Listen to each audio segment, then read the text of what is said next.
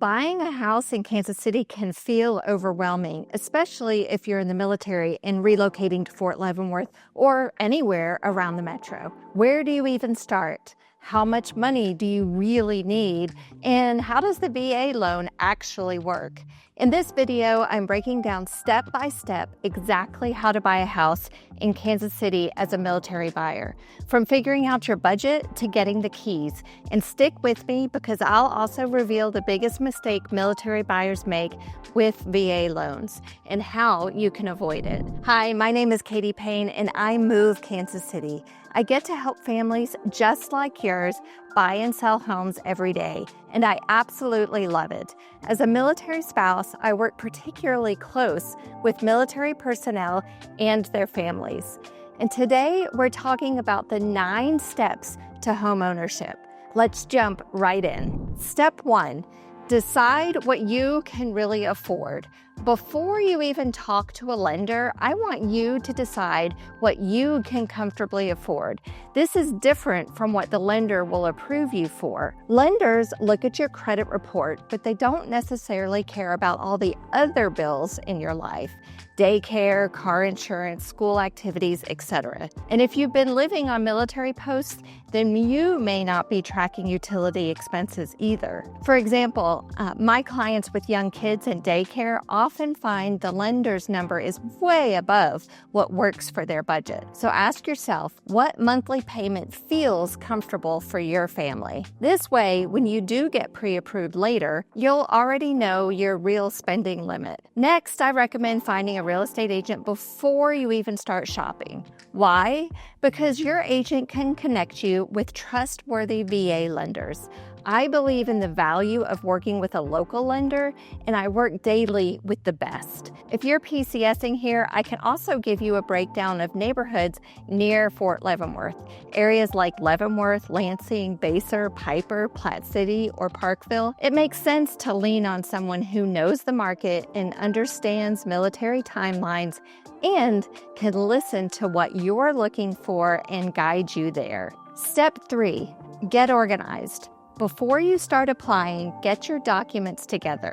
That means pay stubs for the last 2 months, bank statements for the last 2 months, tax returns for the last 2 years, and your LES if you're active duty. If you're applying to multiple lenders, this keeps you from scrambling every time someone asks you for a file. Organization up front makes the whole process smoother. Step 4. Talk with 3 lenders. Now you're ready for pre-approval, and here's my advice. Don't stop at talking with just one lender. So who do you talk with? I always recommend 3 local agents that you can reach out to. Your current bank or credit union may have mortgage opportunities for you. You can also contact an online or national VA lender like USAA or Veterans United. Side note here. Many veterans mistakenly believe Veterans United is the same thing as the VA. It's not. Veterans United is a for-profit mortgage lender. The Veterans Administration does not provide mortgages.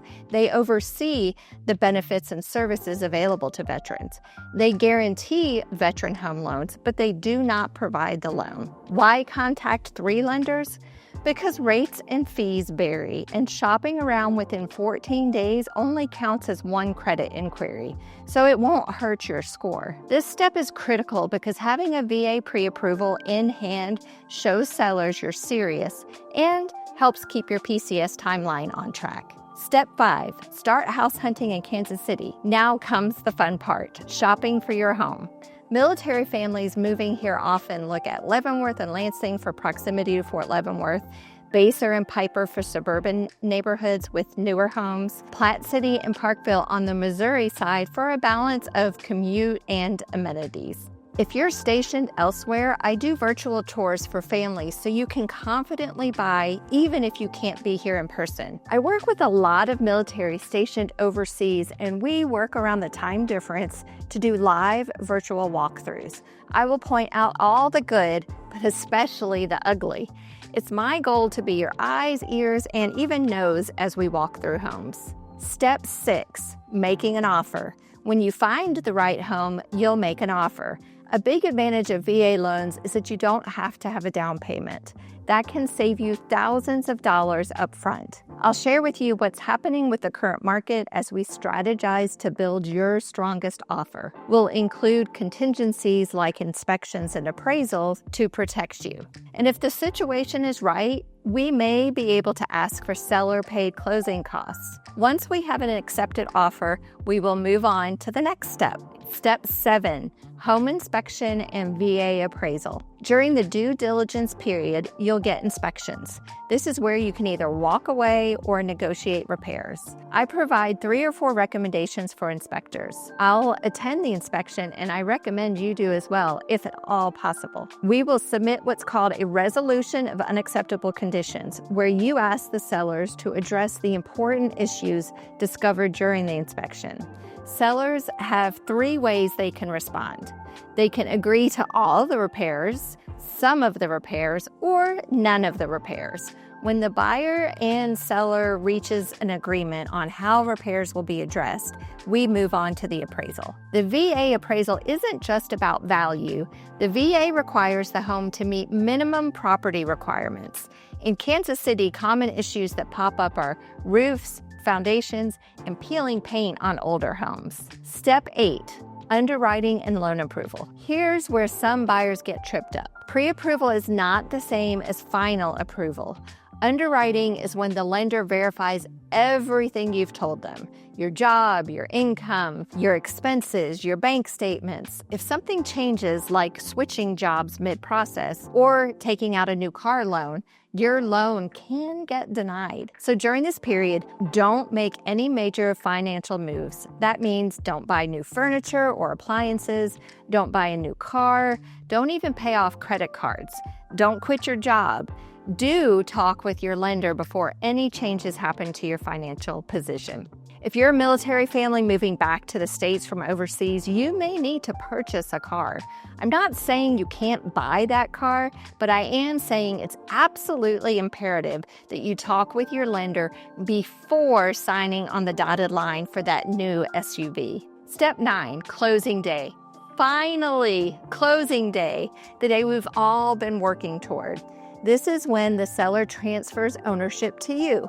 You'll sign your loan documents, your lender will fund the loan, and you'll get your keys. In Kansas and Missouri, closing usually happens at a title company. There are some lenders who handle their own closings. Be prepared. It's a lot of paperwork, but it's also the day your PCS housing search ends and you officially own your home in the Kansas City area. So there you have it, the full step-by-step process for buying a house. If you're PCSing to Fort Leavenworth or anywhere in the KC Metro and you want a smooth transition, I've got a free PCS relocation guide linked in the description.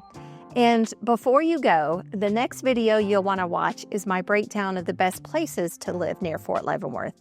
I'll link it right here. Buying a home can be stressful. After all, it's not something you probably do very often. Let's work together to make the process easy and get you into the house you can call home.